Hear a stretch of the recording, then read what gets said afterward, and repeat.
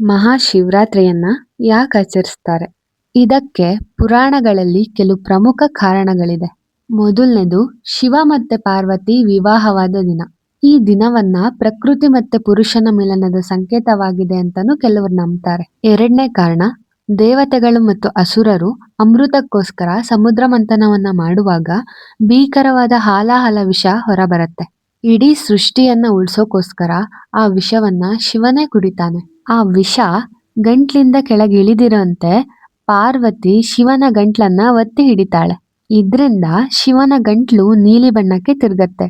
ಆ ವಿಷದ ತಾಪವನ್ನ ಕಡಿಮೆ ಮಾಡೋಕ್ಕೋಸ್ಕರ ದೇವತೆಗಳು ಶಿವನಿಗೆ ರಾತ್ರಿ ಇಡೀ ಜಾಗರಣೆ ಮಾಡ್ತಾ ಅಭಿಷೇಕ ಮಾಡ್ತಾರೆ. ಈ ನೆನಪಿಗೋಸ್ಕರನು ಶಿವರಾತ್ರಿ ಆಚರಿಸ್ತಾರೆ ಅಂತ ಕೆಲವ್ರು ನಂಬ್ತಾರೆ. ಇನ್ನು ಮೂರನೇ ಕಾರಣ, ಬ್ರಹ್ಮ ಮತ್ತೆ ವಿಷ್ಣು ನಡುವೆ ಯಾರ್ ಶ್ರೇಷ್ಠ ಅಂತ ಜಗಳ ಉಂಟಾಗಿರತ್ತೆ.